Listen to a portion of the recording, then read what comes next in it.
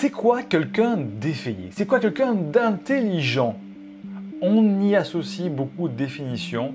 Eh bien, on est allé explorer et j'ai posé cette question au docteur Jean-Luc Bittard, alias Félix de Graal, ce docteur cardiologue, auteur du livre Le secret, le livre des secrets et des nouveaux codes que l'on voit ici à l'écran. Voilà, hop, je cache pas tout, que je te recommande de découvrir en description de cette vidéo ou du podcast.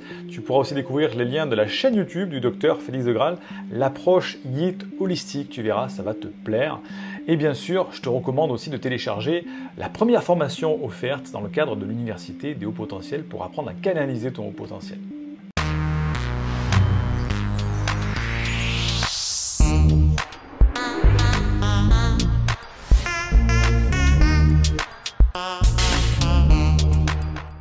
Puisqu'on parle de ça, vous parlez souvent des personnes qui sont éveillées, qui sont. Alors nous, en plus, à l'Université de potentiel, on en parle souvent. En plus, c'est quoi, selon vous, l'intelligence, l'éveil? C'est quoi la définition pour vous Ah, de vous me ça? posez toujours d'excellentes questions, hein. Ah, D'excellentes questions, voilà. on essaye, on essaye.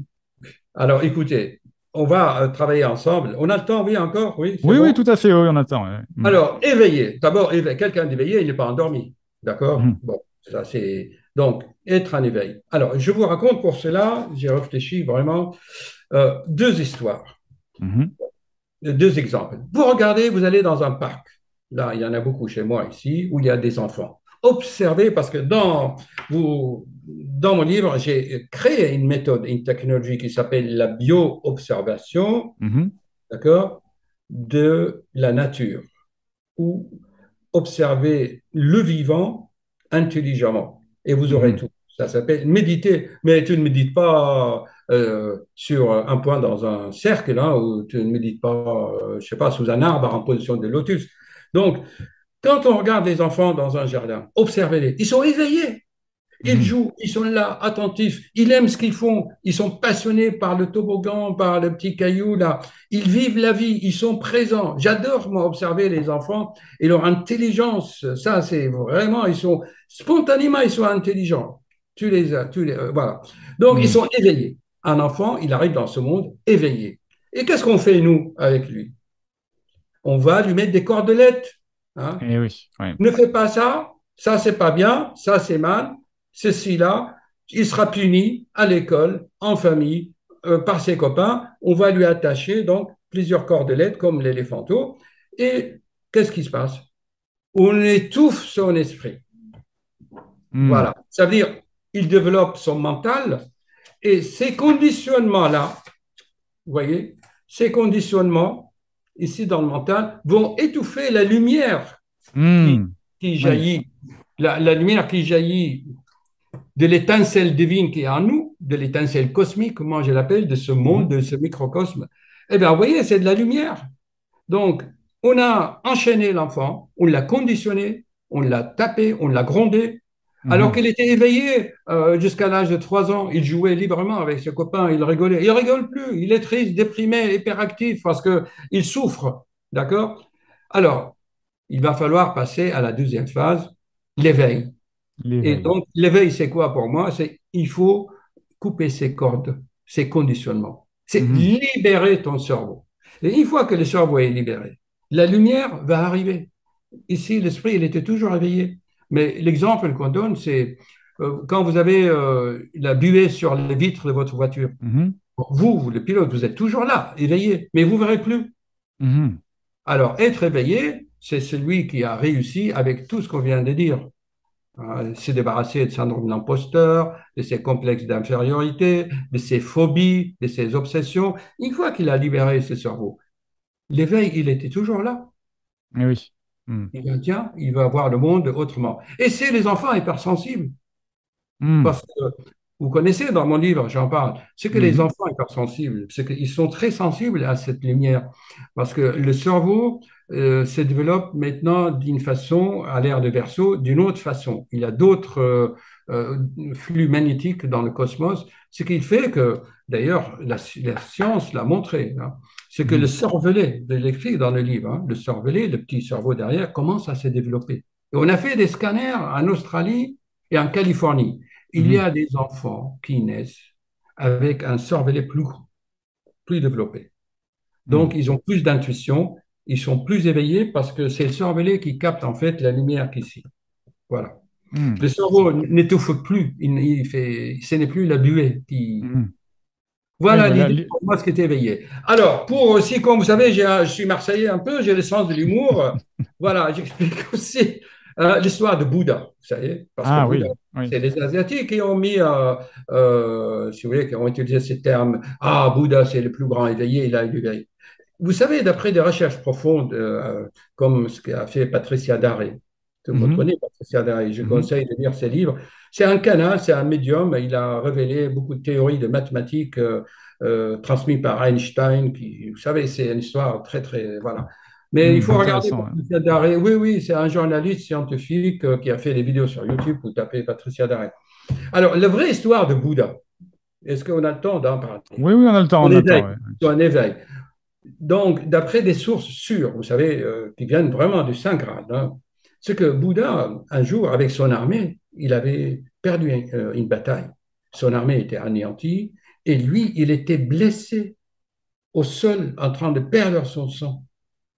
Mhm. D'accord? Il allait mourir. Alors, il allait mourir, il a senti la mort venir, et puis d'un seul coup, il voit sur sa main un petit scarabée qui marche. Il allait Mhm. chercher un peu de sang ou je ne sais pas quoi. Bouddha le regarde, en colère, il vient de perdre une bataille, épuisé, il n'a plus de tension. Pour nous, on dit il est en état de choc, n'est-ce pas? Il a pris un caillou, il a dit, toi, le scarabée, tu vas vivre et moi, je vais mourir. Il a pris là pour aller l'écrabouiller, aller Mhm. l'écraser. Et en faisant ça, il y a une force qui a retenu la main, sa main. Il ne peut pas. Voilà. Et donc, Bouddha a dit, mais c'est quoi cette force que je ne peux pas contrôler? Elle doit être cosmique, il doit pas, elle vient d'ailleurs. Donc, il s'est éveillé à cette force. Et ensuite, euh, moi, je pense, en ma qualité de cardiologue, je pense qu'il a fait un NDE. Vous savez, le NDE. Oui, une near-death experience, oui, oui, oui. Je pense qu'il en a fait une, ce qui fait qu'il a eu cette force, il l'a transmutée en lui, il a guéri ses blessures. Ensuite, petit à petit, il a été guidé spirituellement. Il est arrivé Mhm. dans un village où des fermiers, des paysans l'ont aidé et tout. Et il s'est éveillé à cette force. Donc, être Mhm. éveillé pour moi, c'est simple. C'est une fois que tu as enlevé les buées, la lumière de ton esprit va arriver et la lumière, on appelle le chi, le Mhm. chi. Chi. Mhm. Et la lumière cosmique aussi va arriver. Donc, tu es la jonction entre les deux et tu deviens lumière, en fait. Et Mhm. si je n'avais pas fait mes expériences personnelles, je n'aurais pas parlé. Eh C'est oui, pas quelque chose que j'ai appris. eh Voilà. oui, oui. Donc, voilà la réponse. Est-ce que j'ai répondu à votre question, Bah, monsieur? très très bien, oui. On voit que de toute façon tout ça, ça rejoint vraiment ce qu'on disait tout à l'heure, ce parcours initiatique de découvrir, Absolument, de voilà. s'éveiller à tout ça. Et puis à un moment, comme vous disiez, on efface la buée devant la vitre, et puis au bout d'un moment, on y voit de plus en plus Et clair. on voit la lumière et Et, on euh, capte la lumière. et voilà, ouais. Mm. Alors, en parlant de chemin initiatique, peut-être beaucoup d'éditeurs, ils ne vont pas savoir un peu ce que c'est un chemin initiatique. Est-ce qu'on leur dit un mot aussi par Oui, des oui, tout exemples? à fait, oui, c'est intéressant. Ouais. Alors, Allez-y. moi, ce que j'adore aussi, le chemin initiatique, c'est typique, vraiment. C'est dans le film de Indiana Jones et la dernière croisade. Et la dernière Est-ce que croisade, vous avez oui. vu? Oui, Ça parle du oui. Graal, hein, quand même. Le Graal, bien sûr, oui, la recherche Alors, ce que j'aime, il y a des extraits dans ce film qui sont vraiment initiatiques. Alors, donc, Indiana Jones, avec son courage, il arrive devant le temple, n'est-ce pas, pour Mhm. entrer. Mais c'est un chemin initiatique pour atteindre le Graal. Vous voyez, le Mhm. producteur du film, là, c'est Lucas, je ne sais pas comment il s'appelle. Euh, George Lucas ou Steven Spielberg qui ont Ouais, produit le un film, je truc crois. comme Ouais. ça, voilà. Donc, il a bien fait le film. Donc, le cheminement vers le Graal va être initiatique. Première épreuve, premier test initiatique. D'ailleurs, on le fait Mhm. dans le temple maçonnique et rosicrucien. Tout On à fait fait. Ouais. passer des preuves, la preuve de feu, de l'air, du sol. Mhm. Voilà. Alors, c'est ça le chemin initiatique. Qu'il regarde bien le film de Indiana Jones et la dernière croisade quand il rentre dans le temple pour atteindre le Saint Graal. Le premier, c'était quoi? D'un seul coup, il rentre et il y a une sorte de roue avec une sorte de couteau qui lui Il tranchera la faut tête. s'agenouiller pour pas être Ouais, décapité, c'est ça, il me semble. Ouais. Ouais. pour le décapiter. On voyait des têtes qui roulaient ça. Mhm. Et il a eu le réflexe initiatique, c'est quoi? Tu veux avoir la connaissance du Saint Graal, tu veux Mhm. comprendre la connaissance de Félix de Graal. Eh bien, il faut être humble Mhm. et enlève l'orgueil de ton mental Et donc, Indiana Jones s'est agenouillé. Ça genouille, oui. Ouais. Donc, il s'agenouille, il n'a pas été décapité. Mhm. Donc, ça, c'est un schéma initiatique. D'ailleurs, quand tu rentres dans les temples maçonniques, on met une sabre devant la porte. Tu dois te Mhm. baisser pour entrer dans la salle. C'est ça, ouais. Ouais. Ouais. C'est écrit dans le bouquin.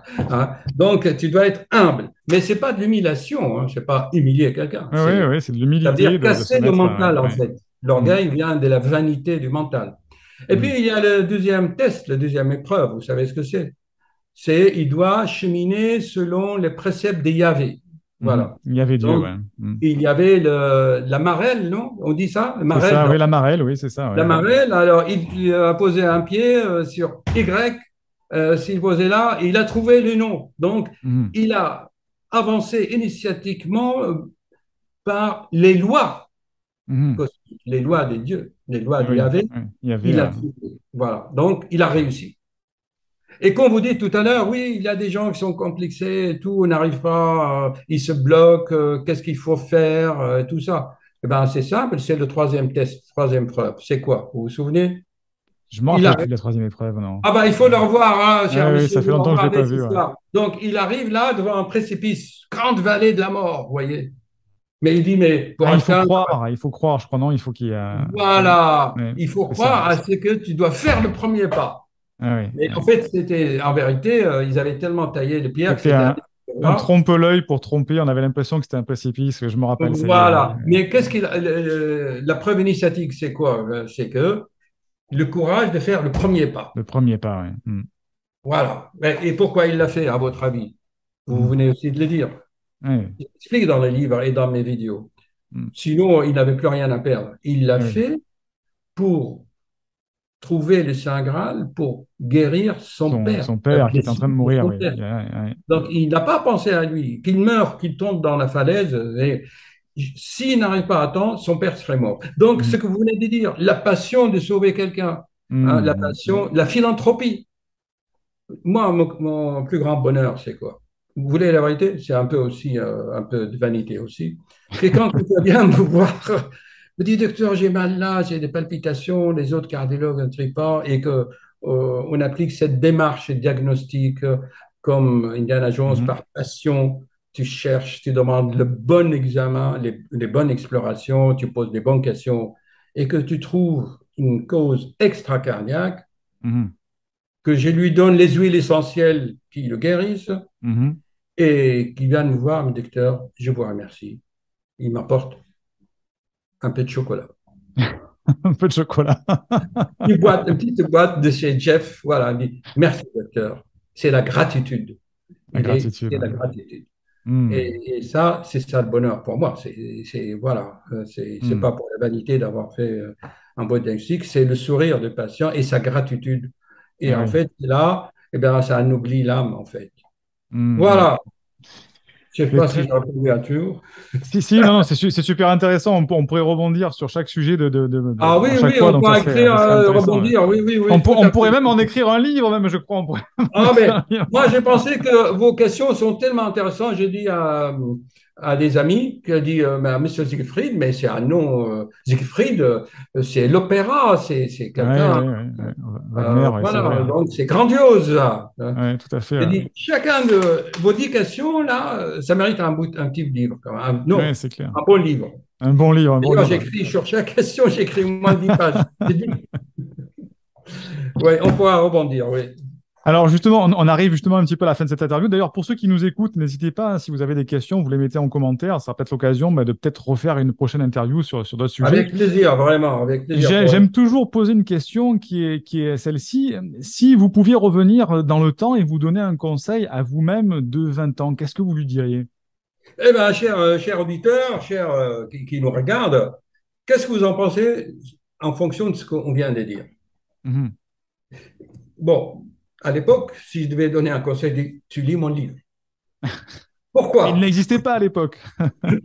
Bravo! Mais vous répondez à mes questions. Eh oui. Bravo, je vous remercie. Parce qu'à l'époque, je faisais ma quête du Graal. Je cherchais.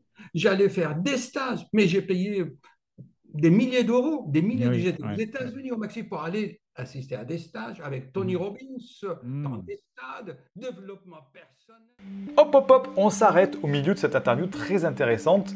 Pourquoi? Parce que pour la rendre digeste, on l'a découpée en plusieurs chapitres et si tu veux voir l'entièreté de l'interview, tous les liens se trouvent en description de cette vidéo ou du podcast, où tu pourras retrouver aussi le lien qui mène vers le livre et les travaux et la chaîne YouTube du docteur Jean-Luc Bittard alias Félix de Graal. Et bien sûr aussi tu trouveras le lien pour télécharger une première formation offerte dans le cadre du travail de l'Université de Haut Potentiel. Fais-le maintenant et je te dis à très vite pour une prochaine vidéo.